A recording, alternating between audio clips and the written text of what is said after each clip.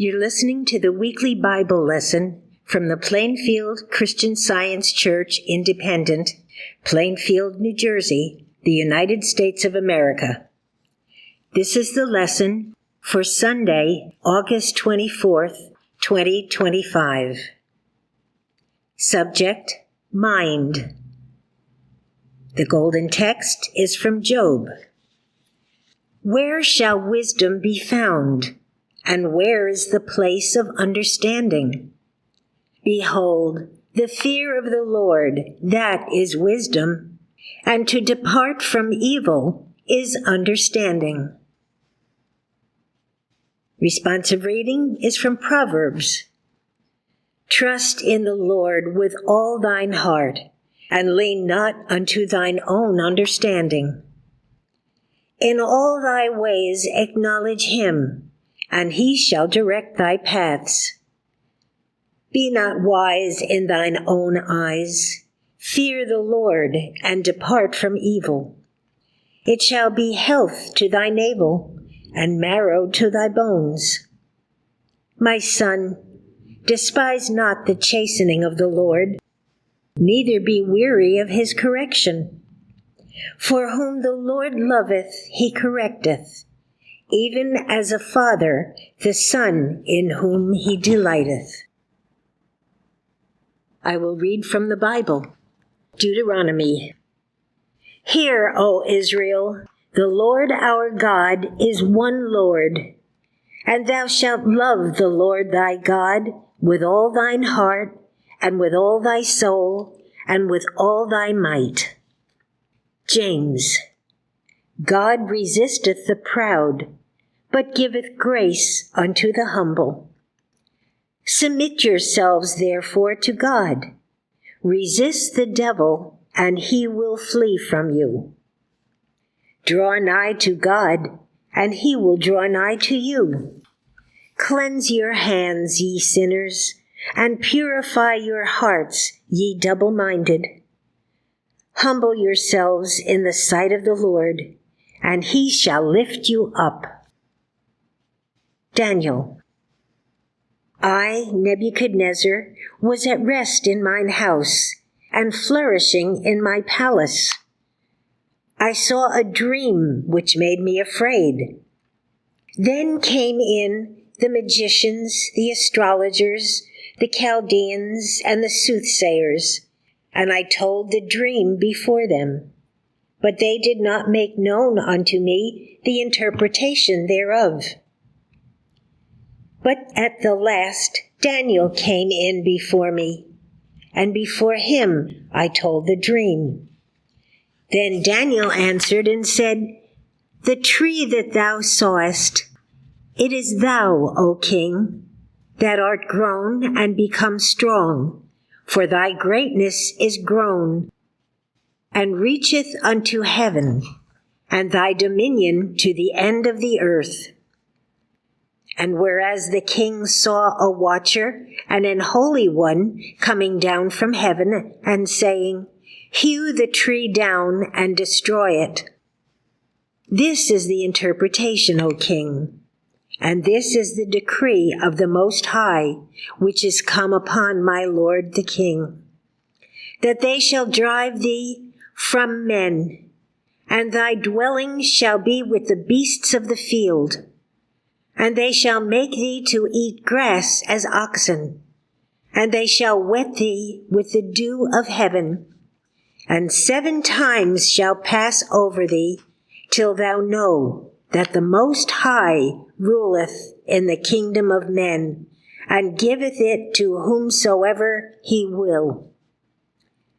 And whereas they commanded to leave the stump of the tree roots, thy kingdom shall be sure unto thee. After that thou shalt have known that the heavens do rule. Wherefore, O king, let my counsel be acceptable unto thee, and break off thy sins by righteousness, and thine iniquities by showing mercy to the poor, if it may be a lengthening of thy tranquility. At the end of 12 months, he walked in the palace of the kingdom of Babylon. The king spake and said, Is not this great Babylon that I have built for the house of the kingdom by the might of my power, and for the honor of my majesty? While the word was in the king's mouth, there fell a voice from heaven, saying, O King Nebuchadnezzar, to thee it is spoken, the kingdom is departed from thee. The same hour was the thing fulfilled upon Nebuchadnezzar, and he was driven from men, and did eat grass as oxen, and his body was wet with the dew of heaven. And at the end of the days, I, Nebuchadnezzar, lifted up mine eyes unto heaven, and mine understanding returned unto me. And I blessed the Most High, and I praised and honored him that liveth forever, whose dominion is an everlasting dominion, and his kingdom is from generation to generation. And all the inhabitants of the earth are reputed as nothing, and he doeth according to his will in the army of heaven, and among the inhabitants of the earth. And none can stay his hand, or say unto him, What doest thou?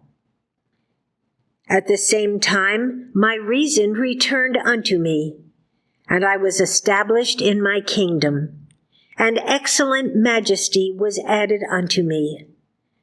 Now I, Nebuchadnezzar, praise and extol and honor the King of heaven, all whose works are truth, and his ways judgment, and those that walk in pride he is able to abase. 1 John. For all that is in the world, the lust of the flesh, and the lust of the eyes, and the pride of life, is not of the Father, but is of the world.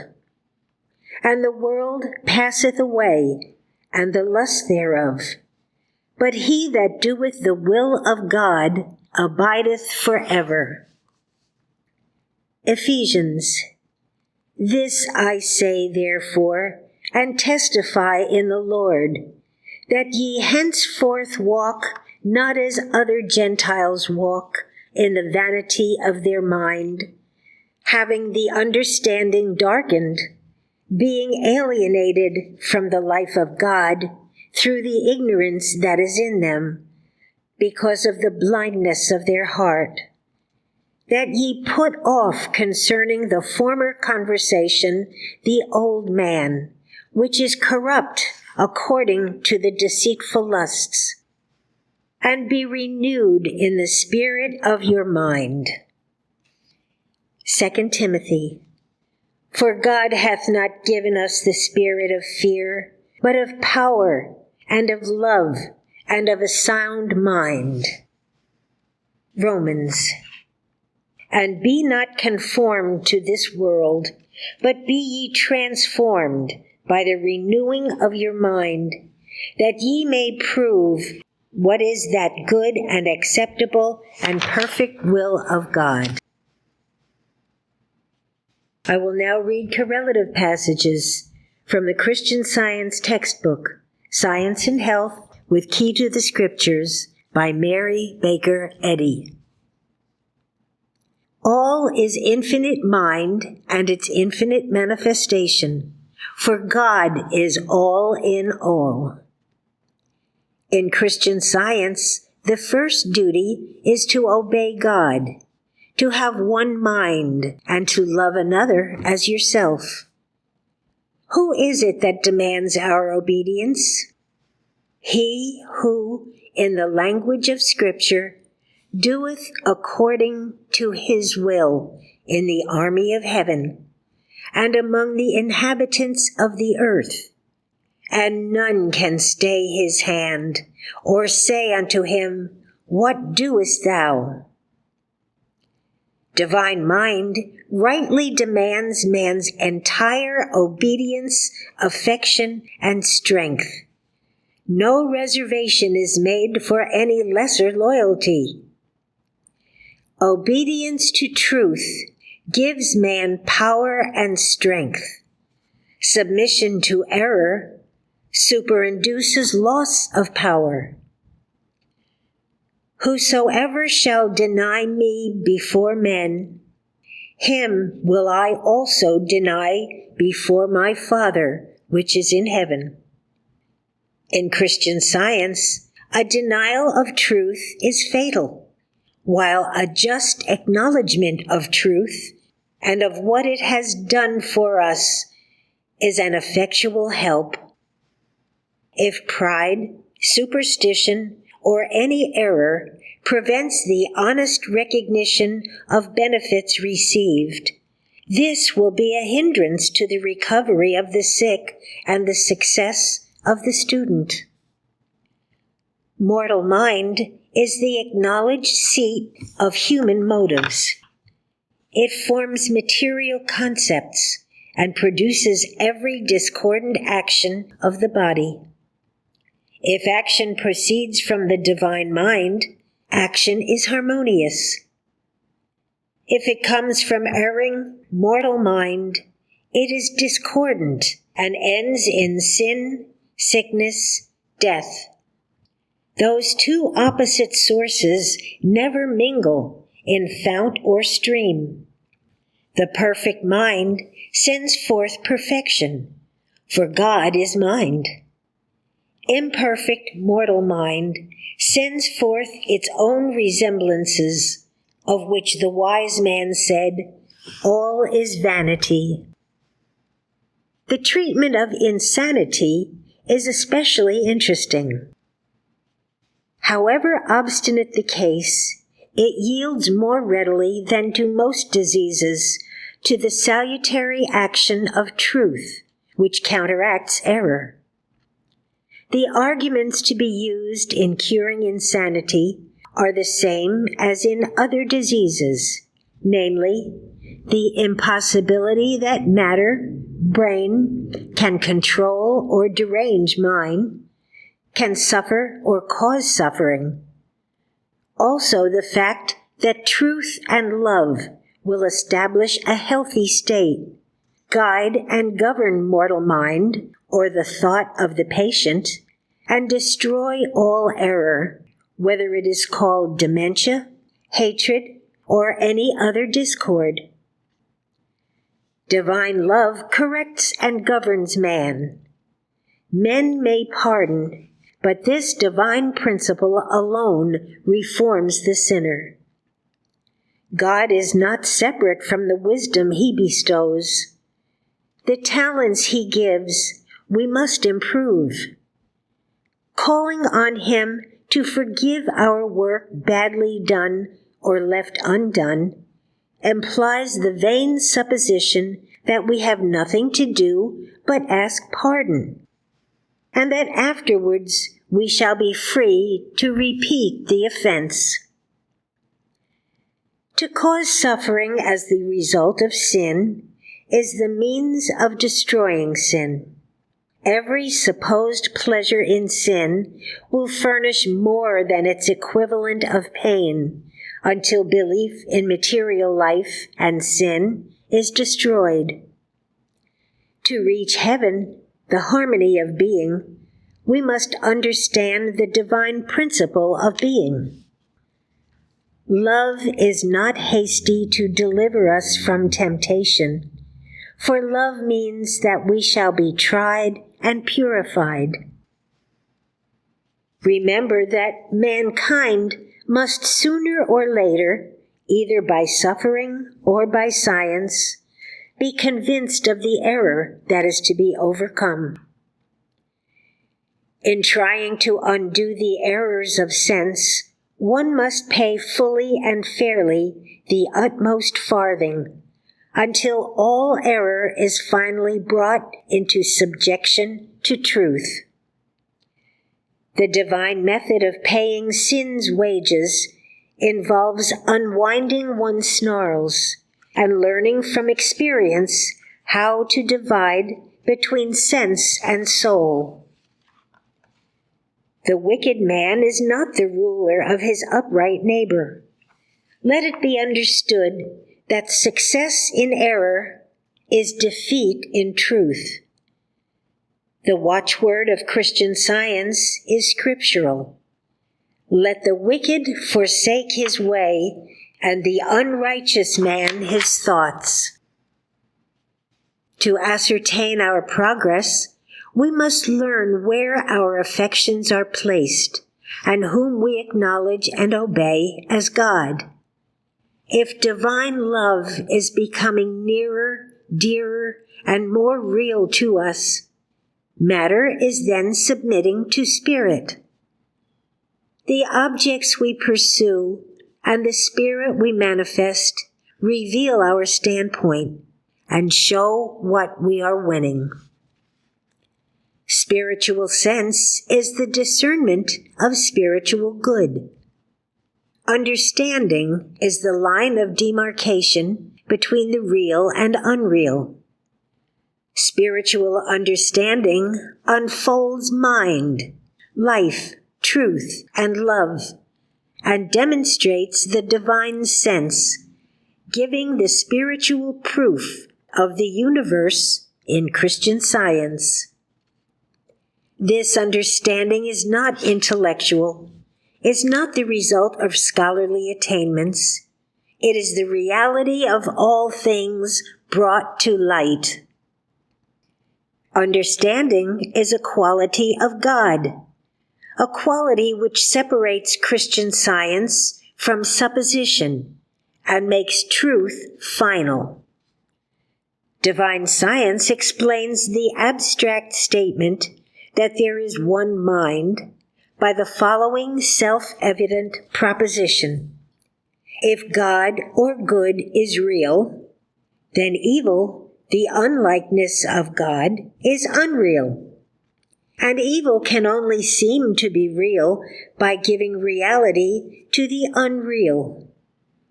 The children of God have but one mind. With one Father, even God, the whole family of man would be brethren. And with one mind, and that God, or good, the brotherhood of man would consist of love and truth, and have unity of principle and spiritual power, which constitute divine science.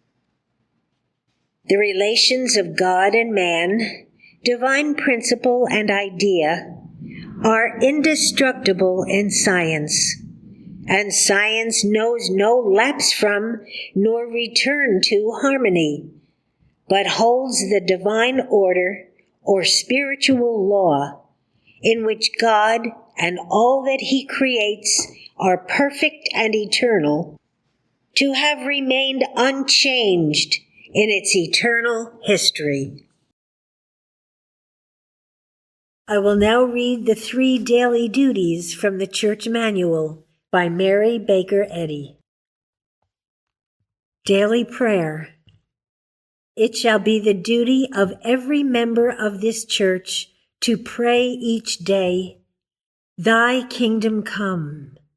Let the reign of divine truth, life, and love be established in me, and rule out of me all sin.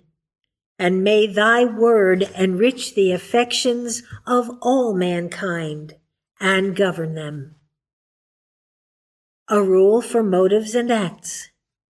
Neither animosity nor mere personal attachment should impel the motives or acts of the members of the Mother Church.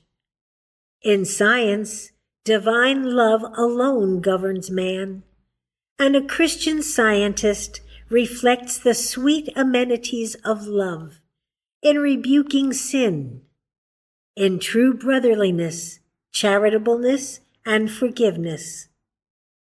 The members of this church should daily watch and pray to be delivered from all evil, from prophesying, judging, condemning, counseling, influencing, or being influenced erroneously. Alertness to duty. It shall be the duty of every member of this church to defend himself daily against aggressive mental suggestion, and not be made to forget nor to neglect his duty to God, to his leader, and to mankind. By his works he shall be judged, and justified or condemned. And from Science and Health, Christian Scientists, be a law to yourselves that mental malpractice cannot harm you, either when asleep or when awake. This Bible lesson was prepared by the Plainfield Christian Science Church Independent. It is comprised of scriptural quotations from the King James Bible and correlative passages from the Christian Science textbook, Science and Health with Key to the Scriptures, 1910 edition, by Mary Baker Eddy. For more information, please visit our website, plainfieldcs.com. Thank you for listening, and have a blessed day.